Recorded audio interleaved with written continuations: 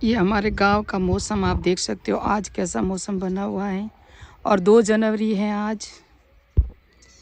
वो हमारी स्कूल है, आपको दिख नहीं रही होगी क्योंकि बहुत कोहरा है। आप देख सकते हो, हवा भी बहुत चल रही है। ये हमारे गांव का पहाड़ है। मैं जिस गांव में रहती हूँ ना, थोड़ा सा मैंने सोचा हमारे गांव का दृश्य भी करवा लूँ। धीरे धीरे मैं व्लॉगिंग भी स्टार्ट करूँगी। कल हमने 20 तक कर लिए थे। मैं रीट के जो MCQ है पूरे एग्जाम में 2024 में आए हुए। ये देखो, रीट 2024 लेवल 2 में आई हुई थी, शिफ्ट 2 में अभी करेंगे। मैं कोई बुक छुपाना नहीं चाहती। मैंने कहा मैं नाथ पब्लिकेशन की MCQ वाली बुक भी लाई है और थ्योरी वाली भी लाई है। तो ये MCQ वाली बुक है जो रीट लेवल 2 2000 शिफ्ट थर्ड है ना, इसके आज करवाऊंगी। शिफ्ट 2 के मैंने कल करवाए थे 20, उसमें से 2-3 रह चुके थे, वो अभी मैं करवाऊंगी पूरे। यहाँ तक तो ये तो मैंने करवा लिया था। लास्ट प्रश्न ये करवाया था, यदि एक परीक्षण उस उद्देश्य का मापन करे जिसकी पूर्ति है तो उसकी रचना की गई है तो उसे क्या कहते हैं? उसमें वैधता होती है। जिस तरह हमने जैसे कि कोई भी मैंने आपको पूछा कि राजस्थान की जो राजधानी है वो कौन सी है, तो वो जयपुर है। तो इसमें करेक्ट है, इसमें कोई मिलावट नहीं, कोई प्रकार विशेषता बड़ा सा नहीं है, एकदम सटीक आंसर है। तो वो क्या हुई? वैधता है कि रियल में आंसर है। जिस तरह से हम कुछ इतिहास में भी देख लें, है ना, जैसे कुतुबुद्दीन ऐबक था जो प्रथम गुलाम का शासक था। इस तरह से कुछ ऐसी परफेक्ट जानकारी जो 100% सटीक है उसे कहते हैं वैधता। ये मैंने कल पढ़ा था। निदानात्मक परीक्षण के बाद मंदबुद्धि विद्यार्थियों हेतु आवश्यक क्या है? तो आवश्यक क्या है? निदान पहले करेंगे ना, हम बच्चों की जानकारी लेंगे कि बच्चा क्या सीखना, किस विषय में कमजोर है, उसकी क्या क्या कमियां हैं। उसके आप डॉक्टर के पास जा रहे हो, आप किस लिए जा रहे हो? आपको बुखार आया है, तो डॉक्टर जाते ही तो थोड़ी ना इंजेक्शन वगैरह भर के रखता है या दवाई वगैरह लिख के रखता है। हम डॉक्टर को जाके बताएंगे कि हमारा सर दर्द हो रहा है। जैसे मैं बीमार हूँ तो मुझे पता है मुझे चक्कर आ रहे हैं, मैं नहीं बोल पा रही हूँ, मेरी आवाज़ अब तो सही है, पहले सही नहीं थी। जब डॉक्टर के पास गई थी बहुत तेज़ बुखार था और शायद खून की भी कमी थी। तो वो सब डॉक्टर को ऐसे ही थोड़ी ना पता चलेगा। वो पहले मुझे देखेगा, फिर मेरी जांच लिखी उसने, फिर मेरे को चेक किया, फिर पता चला उसको कि हाँ इसके जो जांच वगैरह आई है, वाइट वगैरह होते हैं, सफ़ेद कण होते हैं, वो देखा, प्लेटलेट्स देखी, मेरा खून जो देखा, फिर देखा कि हाँ, फिर जांच की, फिर उसके बाद उन्होंने मेरा उपचार किया कि हाँ अब ये उपचार, ये इसको सच यानी कि सच में ये बीमार है या कुछ प्रॉब्लम है। तो उसके बाद उपचार किया जाता, फिर बोतल वगैरह लगाई, दवाई वगैरह दी, अभी भी चल रही है बोतलें वगैरह। तो ये क्या कहते हैं? उपचार। तो पहले डॉक्टर के पास जाएंगे, डॉक्टर हमको देखेगा, चेक करेगा। जिस तरह से बच्चे को स्कूल हम भेजते हैं तो टीचर उसको जानता है, पूर्व ज्ञान के कुछ MCQ भी पूछता है। और कक्षा का जो सत्र होता है ना, वो जो योगात्मक होते हैं, रचनात्मक जो सेमेस्टर होते हैं ना, तो उसमें बच्चों का मूल्यांकन किया जाता है, मापन किया जाता है, बाद में मूल्यांकन किया जाता है, फिर उसका उपचार किया जाता है कि हाँ बच्चा किस विषय में जो कमजोर है। उस तरह से इसे कहते हैं उपचारात्मक। लास्ट में आएगा, पहले निदान आएगा। निम्नलिखित में से कौन सा सामाजिक विज्ञान की परियोजना का कार्य का उदाहरण नहीं है? ये 2024 में आया है और सेकंड ग्रेड में शायद ये प्रश्न आ चुका है। ये जो MCQ आया ना, ये परियोजना विधि, शायद परियोजना विधि की आपको चरण तो याद रखना ही है। परिस्थिति उत्पन्न करना एक तो याद रखना, हिंदी में अगर याद नहीं हो तो इंग्लिश में याद रखना। सिचुएशन होती है ना, पहला ही टॉपिक है जो इसके चरण है। दूसरा है सिलेक्शन, तीसरा है प्लानिंग। इस तरह से इनके चरण याद रखना और फिर पूर्ण करना, फिर लास्ट में इवेल्यूशन। उसके बाद में लास्ट में कौन सा पता है? रिकॉर्डिंग। इसको इंग्लिश में याद रखोगे तो आपको याद रह जाएगा। और इसके सिद्धांत भी मैंने तो पढ़ा तो दिए हैं। ये प्रश्न यहाँ से आया था, सामाजिक अध्ययन की योजनाओं के उदाहरण है ना, वहाँ से आया था कि ये कहाँ कहाँ इसका उपयोग कर सकते हैं। तो ग्राम पंचायत का चुनाव है, विद्यालय के रीति चुनाव, ग्राम स्तर, हमारे उत्सव, सामुदायिक सर्वेक्षण, सिंचाई के साधन। देखो ये आया सरकारी बैंक, विद्यालय, पोस्ट ऑफिस, सहकारी दुकान, मानचित्र मॉडल, ऐतिहासिक, औद्योगिक, भौगोलिक जो भी सही, और नाटक लेखन, उसका अभिनय, विभिन्न वस्तुओं, सिक्कों, टिकटों, मोहरों, बर्तनों का भी आदि का। तो देखो यहाँ लिखा हुआ डाक टिकटों का संग्रहण, सहकारी बैंक का संचालन बता दिया, सामाजिक सर्वेक्षण भी बता दिया। इसमें गणितीय समीकरण है ना, ये नहीं है। सामाजिक परियोजना के कार्य का उदाहरण नहीं है, ये उदाहरण है। मूल्यांकन प्रक्रिया के परस्पर संबंधित 3 घटक कौन से? तो उद्देश्य, शिक्षण, अनुभव और मूल्यांकन है। मूल्यांकन के जो घटक है ना, ये परीक्षा में बार बार रिपीट होता है। ये जो शिक्षण वीडियो के MCQ करवा रही हूँ ना मैं, ये सेकंड ग्रेड के लिए भी उपयोगी है, याद रखना। सेकंड ग्रेड और रीट की जो शिक्षण विधियाँ ना वो सेम है लगभग। तो ये देखो, मूल्यांकन प्रक्रिया के सोपान या चरण, उद्देश्यों का निर्धारण और परिभाषीकरण। पहला ये है लक्ष्य, क्या है? लक्ष्य या उद्देश्य, इंग्लिश में कह सकते हो गोल। उसके बाद है ये एक्सप्रीमेशन यानी कि वो अनुभव, दूसरा ये दिया हुआ। तीसरा, चौथा मूल्यांकन तकनीक और रचना, तीसरा है। तो इस तरह से आपको याद रखना। सामाजिक विज्ञान है ना, सामाजिक विज्ञान में मूल्यांकन के प्रकार भी याद रखना। कितने प्रकार से होता है। देखो ये लिखा हुआ निदानात्मक मूल्यांकन है, ये तो लास्ट पहले आएगा ना। निर्माणात्मक मूल्यांकन, संकलात्मक मूल्यांकन, मूल्यांकन संरचनात्मक और योगात्मक मूल्यांकन है ना। इसका जो स्क्रीवेन है ना 1977 में मूल्यांकन के भूमिका उल्लेख करते समय किया था इनका। तो इसके चार जो इसके दोनों प्रकार है ये तो इन्होंने दिया था। किसने दिया था? स्क्रीवेन ने। मूल्यांकन का संरचनात्मक और योगात्मक। और इस तरह से कुल अगर देखें तो 4 प्रकार के हैं। किस तरह से हैं? तो पहला मूल्यांकन मैं आपको बता दूं, ये रहा देखो संरचनात्मक मूल्यांकन। उसके बाद आप योगात्मक जो समष्टि होता है योगात्मक मूल्यांकन। उसके बाद है निदानात्मक मूल्यांकन, है ना, जिसे इंग्लिश में नाम आपको देख सकते हो, मुझे थोड़ा सा नहीं आ रहा। निदानात्मक मूल्यांकन एक और है जो 3 प्रकार का जो ये मूल्यांकन है, निदानात्मक, योगात्मक, संरचनात्मक। इंग्लिश में आप नाम याद रखोगे तो उसको ये जो संरचनात्मक है ना इसको क्या कहते हैं? फॉर्मेटिक एल्यूलेशन। और दूसरा याद रखना समष्टि। ये लास्ट साल के एक बार में होता है, यानी कि एग्जाम के लास्ट में होता है।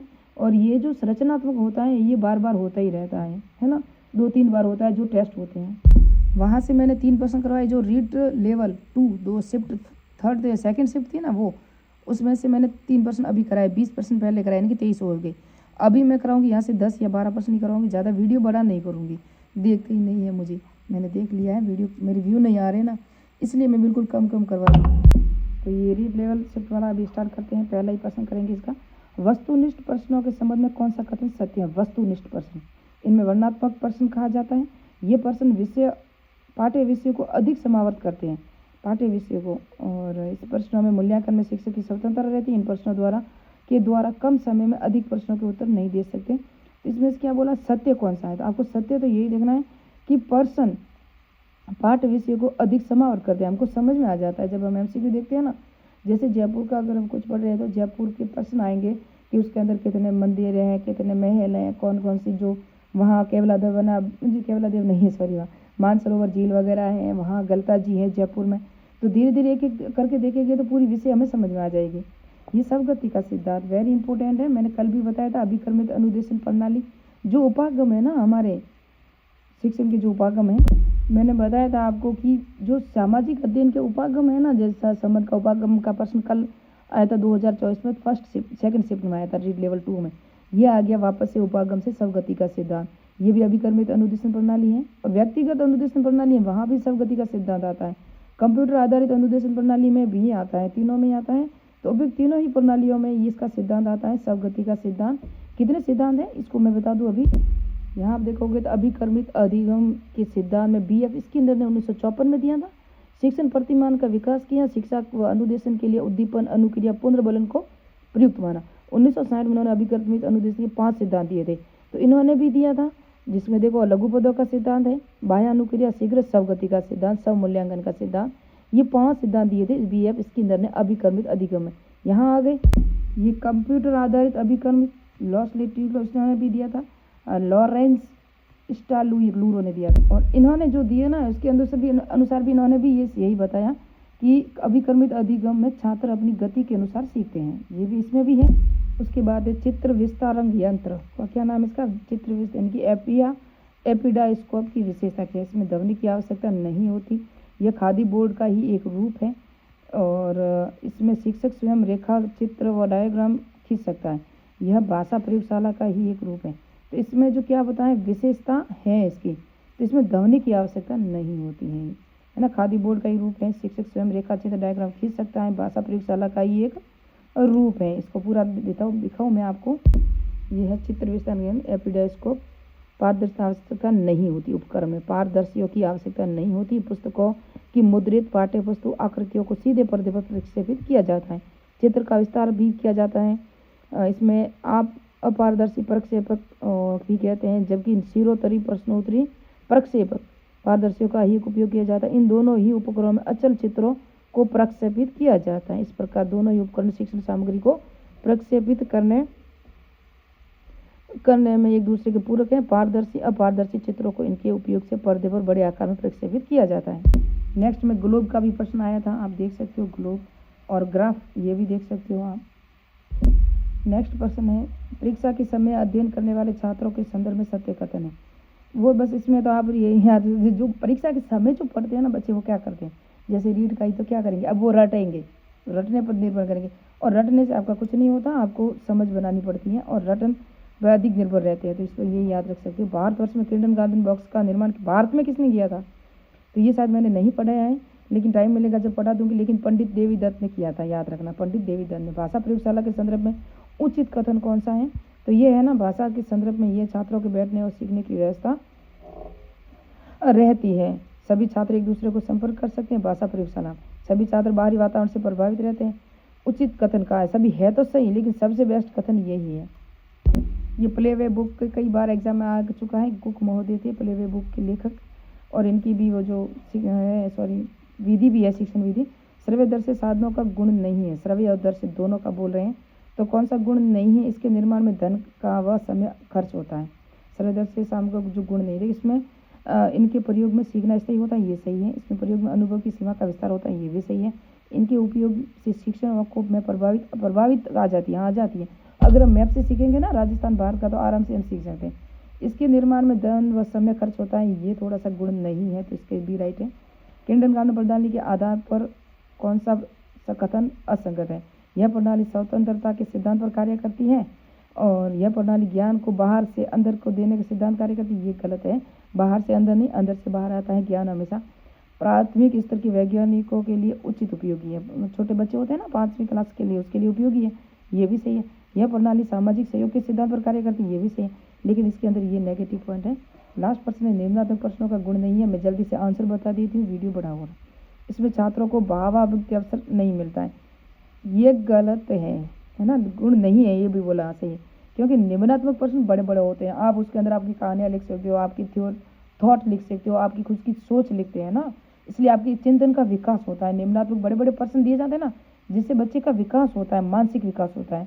इसलिए ये तो बोल रहा है कि भावाभिव्यक्ति का अवसर नहीं मिलता, नहीं, इसके अंदर मिलता है। आपके हाव भाव, आपके संवेग सब प्रकट हो जाते हैं।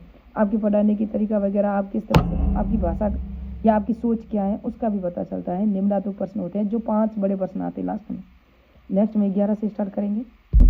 प्लीज़ चैनल को सब्सक्राइब कीजिए, लाइक कीजिए, कमेंट कीजिए, मुझे भी सपोर्ट कीजिए। सेकंड ग्रेड के बहुत सारे वीडियो आएंगे, फर्स्ट ग्रेड के भी बहुत सारे वीडियो आएंगे, और सेकंड ग्रेड के मैंने बहुत सारे डाल भी चुकी हूँ।